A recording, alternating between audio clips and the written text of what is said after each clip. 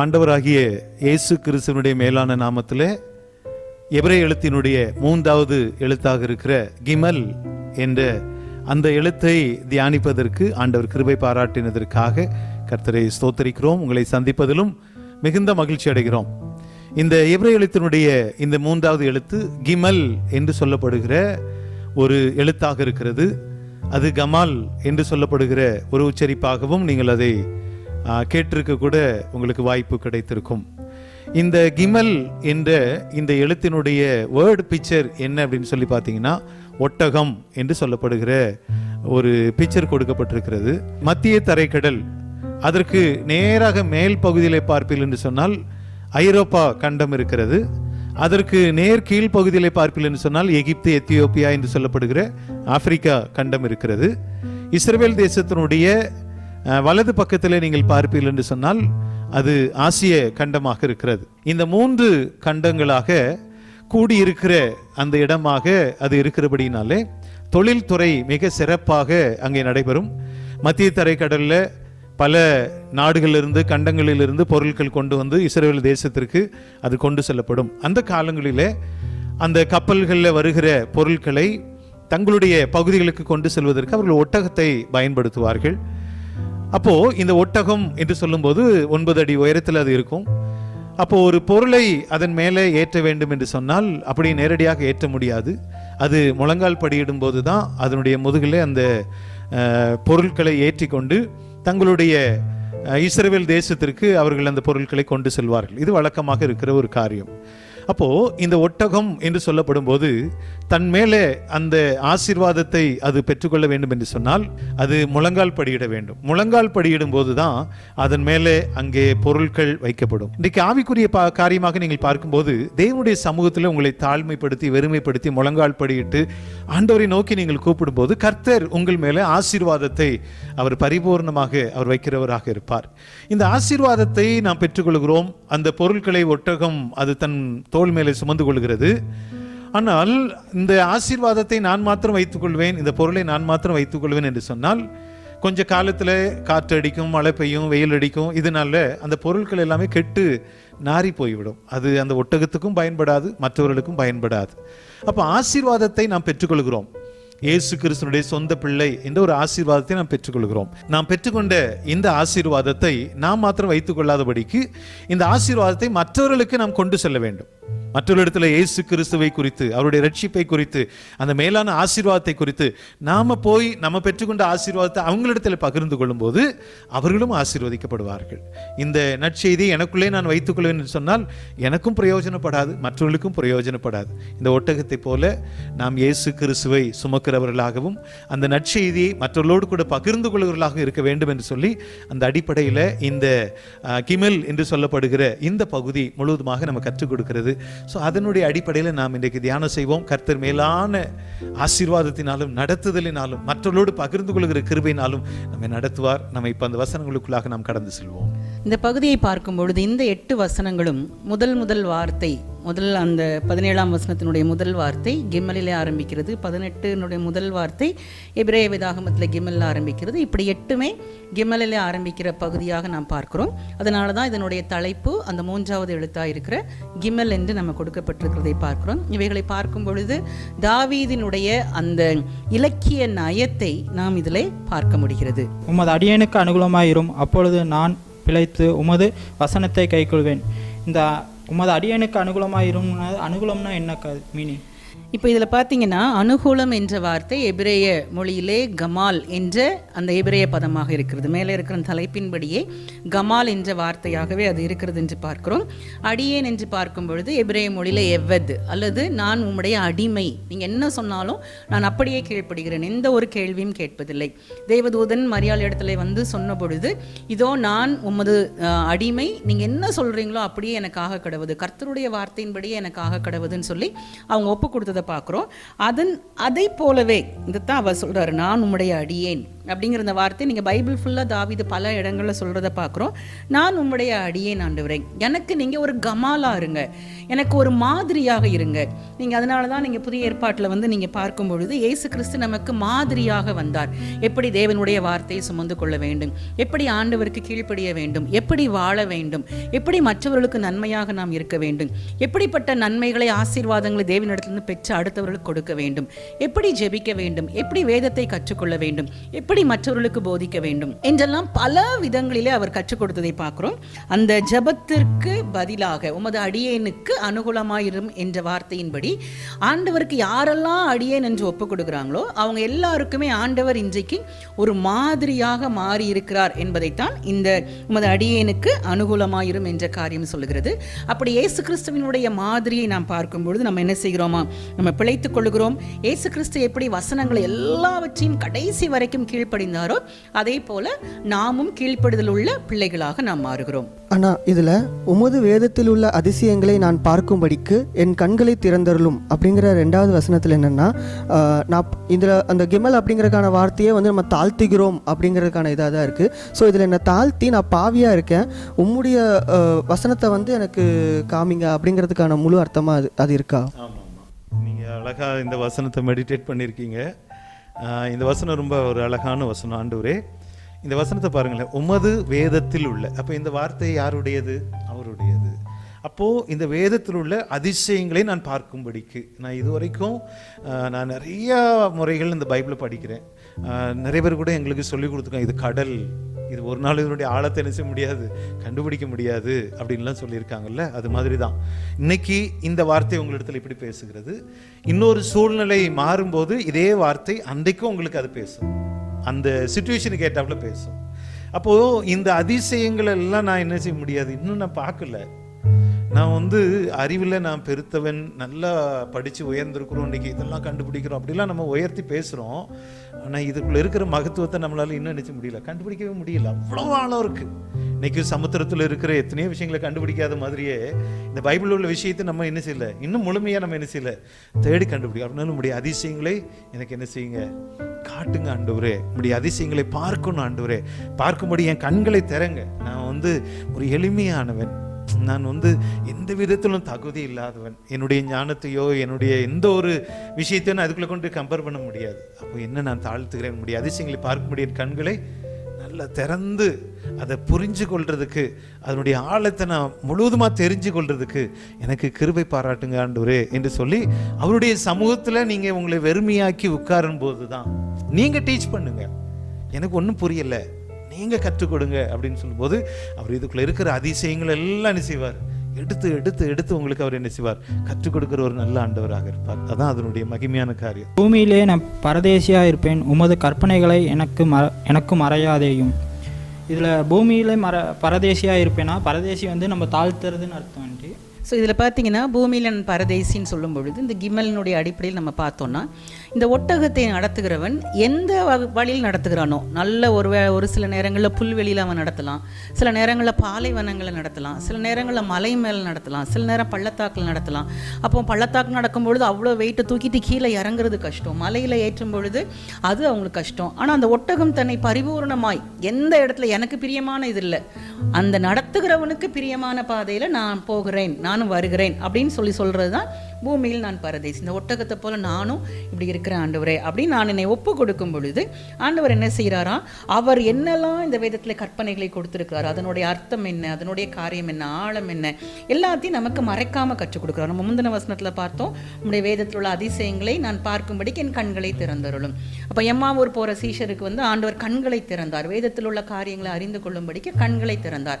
அப்போ வேதத்தையும் அறிந்து கொண்டாங்க, இயேசு கிறிஸ்துவையும் அங்கே அறிந்து கொண்டாங்க அப்படின்னு பார்க்குறோம். அப்போ இந்த ரெக்வெஸ்ட் ஆண்டவர் நம்ம வைக்கும் பொழுது ஒவ்வொரு வசனங்களில் இருக்கிற ஆழங்களையும் நமக்கு என்ன செய்கிறார், ஆண்டவர் கற்றுக் கொடுக்கிறார். கற்றுக் கொடுக்கும் பொழுது நம்ம என்ன செய்யறோம், உலகத்துக்கு நான் பாத்திரம் அல்ல, உலகம் எனக்கு பாத்திரம் அல்ல, நான் ஆண்டவருடைய ராஜ்யத்திற்கு அடுத்த காரியங்கள் நான் முழுவதுமாக தேடுவேன் என்று நம்ம என்ன செய்கிறோம், நம்ம ஒப்புக் கொடுக்குறோம் இதில். அண்ணா இதில் 20வது வசனம், உமது நியாயங்கள் மேல் என் ஆத்துமா எக்காலமும் வைத்திருக்கிற வாஞ்சையினால் தோய்ந்து போகிறது. அப்போது இதில் என் ஆத்துமா வாஞ்சையினால் தோய்ந்து போகிறது அப்படிங்கிறதுக்கான அர்த்தம் என்னன்னா? உமது நியாயங்கள் மேல் அப்படின்னு சொல்லப்பட்ட அந்த வார்த்தை என்னன்னு பார்த்தீங்கன்னு சொன்னால், நம்ம ஏற்கனவே இப்போ கேட்டுக்கிட்டு இருக்கிற மாதிரியே ஒரு ஒட்டகம் வந்து தன்னுடைய சுயத்தை என்ன செய்ய முடியாது, நிறைவேற்றவே முடியாது. அதை நடத்துகிறவர் தான் அதை என்ன செய்யணும், அவன் விரும்புகிற வழிக்கு அது ஒப்பு கொடுத்து என்ன செய்யணும், போகணும். அப்படிங்கிறது தான் அதனுடைய காரியமாக இருக்குது. அப்போது உம்முடைய நியாயங்கள் மேல் என் ஆத்துமா எக்காலமும் வைத்திருக்கிற வாஞ்சையினாலே தொய்ந்து போகிறது. அப்போ நான் எல்லா காலமும் ஆண்டவரே உம்முடைய வழிகளில் நான் வருகிறதுக்கு என்னென்ன செய்கிறேன், நான் ஒப்பு கொடுத்து நான் வந்துட்டே இருக்கேன். எப்போ ஆண்டவரே இந்த பிளெஸ்ஸிங்கை நான் மற்றவங்களோட ஷேர் பண்ணணும், அல்லது எனக்கு எப்போ இந்த ஆசீர்வாதத்தை தருவீங்க அப்படிங்கிறதுல கொஞ்சம் கால தாமதம் ஆன உடனே நான் என்ன நினச்சிடுறேன்னா, இந்த ஆண்டவரை நான் கேட்டு பார்க்குறேன், எனக்கு எந்த பிளெஸ்ஸிங்குமே இல்லையே, நான் ஜெபம் பண்ணுறது ஒன்றுமே நடக்க மாட்டேங்குது அப்படின்னு சொல்லி கொஞ்சம் பின் வாங்குகிறேன், அந்த தொய்ந்து போகிறது. ஸோ இந்த ஆண்டவரை நான் ஃபாலோ பண்ணுறேன், ஆண்டோடைய சித்தத்துக்கு நான் ஒப்பு கொடுத்து போகிறேன், ஆனால் என் வாழ்க்கையில் மட்டும் ஏன் ஆசீர்வாதம் நடக்கிறது இல்லை? அப்போது நம்ம ஆண்டவர்கிட்ட நம்ம மண்டியிட்டு நம்மை அர்ப்பணித்து நம்ம ஆண்டவரை நோக்கி கூப்பிடும்போது அவர் ஃபீல் பண்ணுவார். ஆனால் அதே நேரத்தில் வெயிட் பண்ணணும் இல்லை, எப்போ ஆண்டவர் நமக்கு இந்த நன்மையை கொடுக்க வேண்டும் என்று சித்தம் வைத்திருக்கிறாரோ அந்த காலம் வரைக்கும் நம்ம என்ன செய்திருக்கணும், பொறுத்திருக்கணும். நமக்கு வந்து நாளைய தெரித்த குறித்து நமக்கு என்ன செய்யாது, ஒன்றும் தெரியாது. நாளைக்கு என்ன நடக்கும் அப்படின்னு நம்மளால் என்ன செய்ய முடியாது, சொல்ல முடியாது. ஆனால் நம்முடைய வாழ்க்கையினுடைய முடிவு வரைக்கும் அறிந்திருக்கிற கர்த்தர் அவர். ஆகையினால எந்தெந்த காலத்திற்கு நமக்கு என்னென்ன காரியங்களை கொடுக்கணும் அப்படின்னு சொல்லி அவருக்கு தெரியும். அந்தந்த காலத்துக்குரிய பிளெஸ்ஸிங்கை கொடுத்துக்கிட்டே இருப்பார். ஸோ அப்போ அந்த ஆசீர்வாதம் வர்றதற்கு கொஞ்சம் கால தாமதம் ஆண்டவுடனே என்ன நினச்சிடுறோம், நான் ஜெபம் பண்ணி என்ன பிரயோஜனம், நான் கோயிலுக்கு போய் என்ன பிரயோஜனம், ஆண்டவர் என் ஜெபத்துக்கு பதிலே கொடுக்கலையே, ஏன் பதில் கொடுக்கல, அவங்களுக்கெல்லாம் செய்கிறாரு அப்படின்னு சொல்லி நம்ம ஆத்துமாவில் என்ன செய்கிறோம், தோய்ந்து நம்ம அவருடைய அந்த சமூகத்தில் நம்ம தாழ்த்துறதை விட்டு என்ன செஞ்சிடறோம், விலகுறோம். அப்படி செய்யக்கூடாது. ஆண்டவரே நான் வெயிட் பண்ணுறேன், உங்கள் சித்தம் என் வாழ்க்கையில் நிறைவேற வரைக்கும் நான் என்ன செய்கிறேன், வெயிட் பண்ணுறேன். நீங்கள் எப்போ என்னை ஆசீர்வதிக்க சித்தம் வைக்கணும் அப்போ நீங்கள் ஆசீர்வதிங்க ஆண்டவரே, அதுதான் நன்மையான காரியமாக இருக்கும். நான் அவசரப்பட்டுட்டு அந்த காரியத்தை நான் பெற்றுக்கொள்ளும் போது அநேக இழப்புகளும் சஞ்சலங்களும் உண்டாயிரும். அப்படி இருக்க வேண்டாம் ஆண்டவரே, நான் வெயிட் பண்ணுறேன், நீங்கள் பிளெஸ் பண்ணுங்க, நான் அதுக்காக காத்திருக்கிறேன். என் இருதயம் சஞ்சலப்படாதபடிக்கு எனக்கு என்ன செய்யுங்க, கிருபை தாங்க. நம்ம இந்த பிளெஸ்ஸிங் லேட் ஆனோன்னு உங்களை விட்டு நான் விலகக்கூடாது. நான் எல்லா இடத்துலையும் ஸ்திரமாக நான் உங்களை பிடிச்சிக்கிறதுக்கு எனக்கு உதவி செய்யுங்கன்னு சொல்லும்போது ஆண்டவர் என்ன செய்வார், நம்மளை ஸ்ட்ரென்தன் பண்ணுவார். ஸோ அந்தந்த காலத்துக்கு உங்களுக்கு அந்த ஆசீர்வாதம் வரும்போது அது நன்மையாக இருக்கும். ஸோ நமக்கு வந்து லாங்காக நம்மளால் நினைச்ச முடியாது, திங்க் பண்ண முடியுதுனால நம்ம உடனே வேணும், உடனே கிடச்சிடணும் அப்படின்னு நினைக்கிறோம். ஸோ அப்படி இல்லாமல் நான் உங்ககிட்ட இருக்கிறேன், நீங்கள் எப்போ என்ன பிளெஸ் பண்ணுவீங்களோ அது வரைக்கும் நான் உமக்காக நான் காத்திருக்கிறேன் என்று சொல்லும்போது கர்த்தர் என்ன செய்வார், நம்மளை ஃபில் பண்ணுவார். 21வது வசனம், உமது கற்பனைகளை விட்டு வழி விலகி சபிக்கப்பட்ட அகங்காரங்களை நீ கடிந்து கொள்வீர். இந்த கடிந்து கொள்வீர்னா என்ன கருத்து? ஸோ இது நான் ஒரு சின்ன எக்ஸாம்பிளில் நான் சொல்கிறேன். இதை நீங்கள் பார்க்கும் பொழுது நம்ம காயினை குறித்து நம்ம பார்க்குறோம்.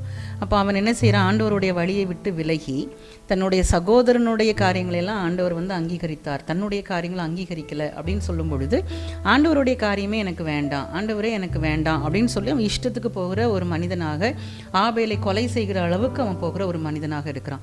அப்போ அவனுடைய ரத்தம் பூமியில் விழும்பொழுது ஆண்டவர் என்ன செய்கிறார்னா, உன் சகோதரனாகிய ஆபேலை எங்கே என்றெல்லாம் ஆண்டவர் கேட்குறாரு. நீ இந்த மாதிரி செய்ததுனால உன் இந்த பூமியில சபிக்கப்பட்டிருப்பாய் என்றெல்லாம் அவர் வந்து சொல்கிற காரியத்தை பார்க்குறோம். அவன் ஆண்டவர் கேட்கும்பொழுது அகங்காரமாக பதில் சொல்கிறான், எனக்கு என்ன, நான் என்ன சகோதரனுக்கு காவலாளியா, நான் என்ன அவனை பார்க்கணுமா? அப்போ அது அகங்காரத்தை குறிக்கிறது. அப்போ அதனுடைய விளைவு என்னன்னு பார்த்தீங்கன்னா, இந்த வசனத்தின்படியே அவன் சபிக்கப்பட்ட ஒரு மனிதனாக மாறுகிறான். அந்த பூமியில் நிலையற்று அலைகிற மனிதனாக இருப்பாய் என்றெல்லாம் சாபங்களை அவர் கொடுக்கறத பார்க்குறோம். அப்போ அதே போல தான் யாரெல்லாம் ஆண்டவருடைய கற்பனைகளை விட்டு வசனங்களை விட்டு வழி விலகி தப்பான வழியில் போகிறாங்களோ அவங்க எல்லாரையுமே ஆண்டவர் என்ன செய்கிறாராம், அகங்காரிகளாக அவங்களுடைய உள்ளத்தில் இருக்கிற பெருமையை அவர் பார்க்கும் பொழுது அவர்களை கடிந்து கொண்டு சபிக்கப்பட்ட மக்களாக, இந்த பூமியில் ஆசீர்வாதங்கள் இல்லாத மக்களாக என்ன செய்கிறார், மாற்றுகிறார்னு பார்க்குறோம். பைபிள் முழுக்க இந்த மாதிரி இந்த காயினை போல ஏராளமான எக்ஸாம்பிள்ஸை பார்க்குறோம். அப்போ இதை படிக்கும் பொழுதெல்லாம் நம்ம இந்த மாதிரி என்ன செய்யக்கூடாது, மாறக்கூடாது என்பதைத்தான் இந்த வசனம் நமக்கு கற்றுக் கொடுக்கிறது. ஆனால் 22வது வசனத்தில், நிந்தையும் அவமானத்தையும் என்னை விட்டகற்றும், நான் உம்முடைய சாட்சிகளை கை கொள்ளுகிறேன்.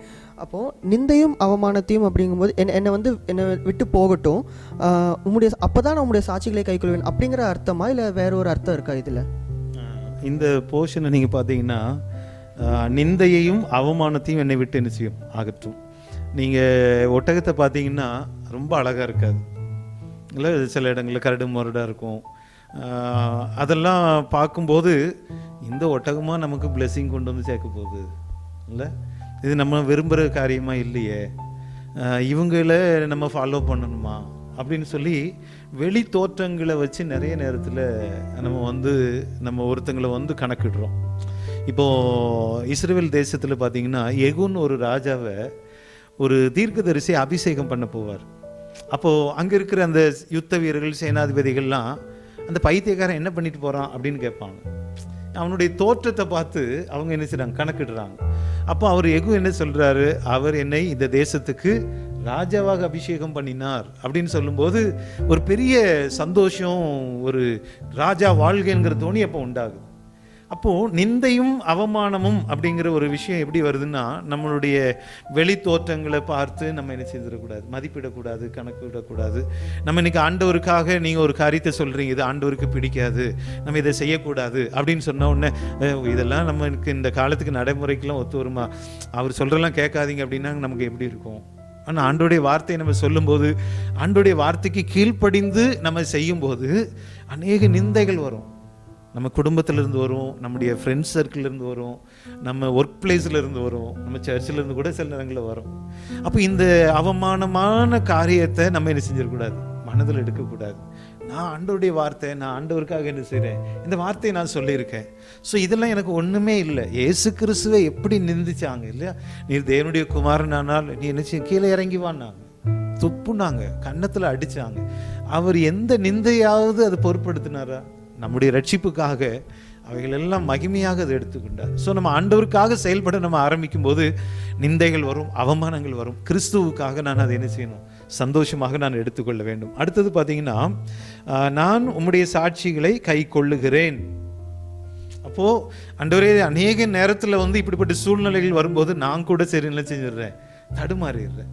நம்ம இப்படி சொல்கிறதுனால இவ்வளோ பெரிய கஷ்டம் இருக்குது, இவ்வளோ பெரிய அவமானம் இருக்குது, நம்ம ஆண்டவருடைய சாட்சியின்படி வாழ முடியுமா அப்படின்னு நமக்குள்ளே நிறைய கொஸ்டின்ஸ் இருந்துச்சு வந்துடுது. அப்போது ஆண்டவரே அப்படி இல்லை, உம்முடைய சாட்சிகளை நான் என்ன செய்யணும், கை கொள்கிறதற்கு எனக்கு நீங்கள் கிருபை பாராட்டணும். நான் உம்முடைய சாட்சிகளை கை கொள்ளுகிறேன். நீங்கள் எனக்கு இந்த மாதிரி டிஸ்டர்பன்ஸில் நான் விலகி போயிடாதபடி, இந்த டிஸ்டர்பன்ஸில் என்னை மீட்டு எடுத்து உங்களுடைய வசனத்தை விட்டு நான் விலகிறாதபடி நீங்கள் என்னை காத்துக்கொள்ளுங்க அப்படின்னு சொல்லி அவர் என்ன செய்கிறார், அங்கே சொல்லுகிற ஒரு காரியமாக இருக்கார். நிந்தை அவமானம்னா நம்மளை சிறுமைப்படுத்தி, நம்மளை என்ன செய்யணும், வெறுமைப்படுத்தி, நம்மை தாழ்மைப்படுத்தி ஆண்டவருக்காக நாம் ஏற்றுக்கொள்ளுகிற ஒரு காரியம். கிமல் எப்படி ஒட்டகம் பார்க்க முடியாத ஒரு அருவருப்பான ஒரு மிருகம் தான். அந்த தேசத்தின் ஜனங்களுடைய அந்த சரீர ஆகாரத்திற்காக என்ன செய்யுது, தன்னை அர்ப்பணித்து செயல்படும். அப்போ ஆவிக்குரிய ஆகாரத்திற்காக நான் ஒரு ஏற்றுக்கொள்ளக்கூடாத ஒரு காரியமுடைய மனிதனாக இருந்தாலும் ஆத்ம ஆகாரத்திற்காக நான் என்ன செய்யணும்,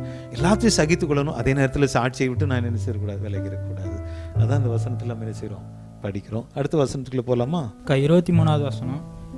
பிரபுக்களே உட்கார்ந்திருந்து எனக்கு விரோதமாக பேசுகிறார்கள், உமது அடியேனே உமது பிரமாணங்களை தியானிக்கிறேன். இதில் பிரபுக்கள் யாரை பற்றி பேசிகிட்டு இருக்காங்க? இப்போ பிரபுக்கள் அப்படிங்கிற வார்த்தை முழு இஸ்ரவேலுக்கும் கிராமமாக இருந்துச்சு. ஸோ ஒவ்வொரு கிராமத்துக்கும் ஒரு குரூப் ஆஃப் லீடர்ஸை ஆண்டவர் நியமிக்கிறார், தலைவர்கள் நியமிக்கிறாங்க, அவங்க அந்த கோத்திரங்களுக்கு தகுந்தார் போல். அப்போ அவங்க தான் பிரபுக்கள் என்று அழைக்கப்படுறாங்க. ஸோ மக்கள் தன்னுடைய பிரச்சனைகளுக்காக அவங்ககிட்ட வருவாங்க. ஸோ இந்த பிரபுக்கள் என்ன பண்ணுவாங்கன்னா, அவ்வப்பொழுது தாவீது ராஜா இருக்கிற இடத்துக்கு அவங்க கடந்து அவருடைய கோர்ட்டில் இந்த மாதிரி சில இஷ்யூஸ் இருக்குது, இந்த மாதிரி காரியங்கள் வரும்பொழுது அவங்க என்ன செய்யணும் அப்படிங்கிற பிரச்சனைகள் தீர்ப்பதற்கு, பெரிய பெரிய பிரச்சனைகளை தீர்ப்பதற்கு ராஜாட்ட வருவாங்க. அப்போ அப்படி வருகிறவர்கள் இவர் சொல்கிற நிறைய காரியங்களை கேட்டு தாவீது ராஜாவை நிந்திச்சாங்களாம். அப்போ இதெல்லாம் இவர் காதுக்கு வருது, இந்த மாதிரி அவங்க நிந்திக்கிறாங்க, பேசுகிறாங்க அப்படின்னு சொல்லி காதில் வரும்பொழுது அவர் என்ன சில மனசு கவலைப்படுறார். அதான் முந்தின வசனத்தில் பார்த்தோம், இதெல்லாம் என்னை விட்டு அகற்றுங்கன்னு அவர் ஜெபிக்கிறாருங்கிறத நம்ம என்ன செஞ்சோம், பார்த்தோம். அவங்க கூட, அந்த தலைவர்கள் கூட எனக்கு உட்கார்ந்து விரோதமாக பேசுகிறாங்கிறது எனக்கு ரொம்ப மனசு கஷ்டமாக இருக்கு ஆண்டவரே அப்படின்னு சொல்லி தெரியும் பொழுது அந்த சூழ்நிலையை விட்டு வெளியில் வருவதற்கு, அந்த நிந்தை சிலுவையும் அவமானத்தையும் விட்டு வெளியே வர்றதுக்கு அவர் என்ன செய்கிறார் அப்படின்னு சொன்னால், நான் உங்களுடைய பிரமாணங்களை தியானிக்கிறேன். அந்த மாதிரி சூழ்நிலை வரும்பொழுது உங்களுடைய பைபிளை உட்காந்து நான் படிக்கிறேன். படிக்கும் பொழுது இந்த நிந்தனைகள், அவமானங்கள் எல்லாவற்றையும் விட்டு நான் வெளியே வருவதற்கு இந்த வசனங்கள் எனக்கு உதவி செய்கிறது. நம்ம பார்க்கும் பொழுது புதிய ஏற்பாட்டில் இயேசு கிறிஸ்துவனுடைய வாழ்க்கையை பார்க்கும் பொழுது சிலுவையில் அவர் அரைஞ்சாங்க. அப்போ அவரை குறித்து வேதம் சொல்லுகிறது, அவர் அவமானத்தை எண்ணாமல் சிலுவையை சகித்து, அப்படிப்பட்ட விபரீதங்களை செய்த மனிதர்களை சகித்து வசனங்களுக்கு கீழ்ப்படிந்து நடந்தார் என்ற காரியங்களை பார்க்குறோம். அப்போது தாவீதை போலவே நமக்கு விரோதமாக பலர் பேசும் பொழுது, மக்களை ரொம்ப சோர்வடைய செய்கிற ஒரு விஷயம் மற்றவங்க நம்மளை பற்றி தப்பாக பேசும் பொழுது தான். அப்போ இங்கே தாவீது ராஜா நமக்கு எப்படிப்பட்ட ஒரு எக்ஸாம்பிளாக மாறாருன்னா, அந்த மாதிரி சூழ்நிலைகள் நடக்கும் பொழுது ஈவன் தலைவர்கள் கூட செஞ்சால் கூட அந்த சூழ்நிலை நான் பைபிளை நான் தியானிக்க போகிறேன் ஆண்டவரை, சோர்ந்து போக மாட்டேன், இப்படி இருப்பேன் என்ற காரியத்தை தான் நமக்கு என்ன செய்கிறது இந்த பகுதி நமக்கு கற்றுக் கொடுக்கிறது. இந்த கிமல் அப்படிங்கிற இந்த போர்ஷனில் கடைசி வசனமாக இருக்கிற 24வது வசனத்துக்குள்ளே நம்ம வந்திருக்கிறோம். ஸோ இந்த 24வது வசனத்தை பற்றி நீங்கள் என்ன நினைக்கிறீங்க? ஆண்டவர் உங்களுக்கு என்ன கற்றுக் கொடுத்தாரு? 24வது வசனத்தில், உம்முடைய சாட்சிகள் எனக்கு இன்பமும் என் ஆலோசனைக்காரருமாய் இருக்கிறது. இதில் உம்முடைய சாட்சிகள், அவர் செஞ்ச அற்புதங்கள் நம்ம படிக்கும்போது நமக்கு இன்பமாக இருக்குது, நமக்கு நிறைய காரியங்களை கற்றுக் கொடுக்குது. அந்த என் ஆலோசனைக்காரருமாய் இருக்கிறது அப்படிங்கும்போது அது எந்த விதத்தில் அது நமக்கு குறிக்கிறது அந்த வசனத்தில்? சாலமோனுடைய மகன் ரெகோபெயாம், சாலமோனுக்கு அப்புறம் அவர் ஆட்சி பொறுப்பெடுக்கும் போது அவர் என்ன செய்கிறாருன்னா, ஒரு ஆலோசனை கேட்கறதுக்கு என்ன செய்கிறார், போகிறார். அப்போ முதியோருடைய ஆலோசனையை என்ன செய்தார், கேட்டார். ஆனால் அதை என்ன செய்தார், தள்ளிவிட்டார். பின்பதாக வாலிபர்கள், அவரோடு கூட பழகினவர்கள், அவருக்கு ஏற்ற மாதிரி ஆலோசனை சொல்லுகிறவர்கள் இடத்துல போனார். அப்போ அங்கே ஆலோசனை கேட்கும்போது என்ன செஞ்சார், அதன்படி நடந்த அந்த ராஜ்யத்தை அவர் என்ன செய்தார், இழந்தார் அப்படின்னு சொல்லி நம்ம பார்க்குறோம். அப்போது நம்ம ஒரு சரியான வழியில் நடக்கணும் அப்படின்னு சொன்னால் நமக்கு யார் ஆலோசனை கொடுக்குறா, அதுதான் நம்முடைய வாழ்க்கையினுடைய மிக மிக முக்கியமான ஒரு காரியம். அப்போது எனக்கு எது ஆலோசனை கொடுக்கணும்? உம்முடைய சாட்சிகள் எனக்கு இன்பமாக இருக்கிறது. நமக்கு ஒரு ஆலோசனை தேவை. இப்போ நம்முடைய குடும்பத்தின் காரியமாக இருக்கலாம், இல்லை வாலிப வயதில் இருக்கிற உங்களுடைய காரியமாக இருக்கலாம், இல்லை தம்பி உங்களுடைய குடும்பத்தில் இருக்கிற சூழ்நிலைகளாக இருக்கலாம். ஆலோசனைக்கு எங்கே வரணும்? நமக்கு ஆண்டவர் சொல்லியிருக்கிற வார்த்தை, அவர் ஆலோசனை கர்த்தர் அவர், இல்லையா? அப்போ அங்கே நம்ம வரணும். ஒரு மனிதனிடத்தில் போய் கேட்டிங்கன்னா அவர் தன்னுடைய வாழ்க்கையில நடந்த சம்பவத்தை வச்சு அல்லது அனுபவத்தை வச்சு உங்களுக்கு ஆலோசனை சொல்வார்.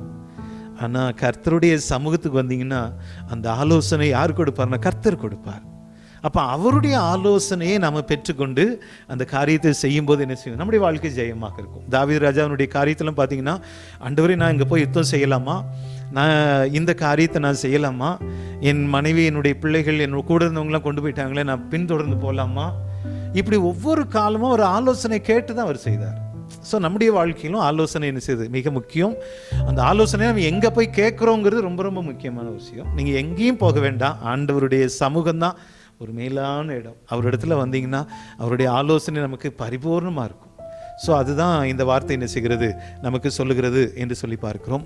ஸோ அருமையான திருச்சபை பிள்ளைகளே, இந்த வீடியோவை பார்த்து கொண்டிருக்கிற எங்கள் அன்பான குடும்பத்தின் மக்களே, ஆண்டவர் இன்றைக்கு கிமல் என்று சொல்லப்படுகிற அந்த ஒட்டகத்தை அடையாளமாக வைத்து செய்யப்படுகிற அந்த காரியத்தின் அடிப்படையில் அநேக காரியங்களை கற்றுக் கொடுத்தார். நம்முடைய வாழ்க்கையில் செய்ய வேண்டிய ஒரு காரியம் உண்டு. புதிய ஏற்பாட்டு புத்தகத்தில் நீங்கள் வருவீர்கள் என்று சொன்னால் அங்கே ஒரு வார்த்தை சொல்லுகிறது, ஆயக்காரன் பரிசேயன் 2 பேர் ஆலயத்துக்கு போனாங்கன்னு சொல்லப்பட்டிருக்கிறது.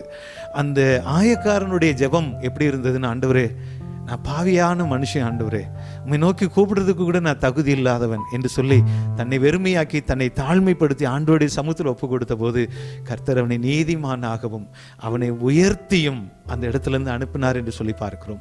அவருடைய சமூகத்தில் வந்து கூடியிருக்கிற நீங்களும் உங்களை ஆண்டவருடைய சமூகத்தில் தாழ்மைப்படுத்தி வெறுமைப்படுத்தி அவருடைய வசனத்துக்கு கீழ்ப்படிந்து உங்களையும் உங்களுடைய குடும்பத்தை ஒப்பு கொடுப்பீர்கள் என்று சொன்னால் உங்களை கர்த்தர் நீதிமான்களாக்கவும் உங்களுடைய வாழ்க்கையின் சூழ்நிலையை அவர் உயர்த்துகிற ஒரு நல்ல ஆண்டவராக இருக்கிறார். இந்த மேலான ஆசீர்வாதத்தை குடும்பமாய் பெற்றுக்கொள்ளுங்கள். கர்த்தர் உங்களை ஆசீர்வதிப்பாராக.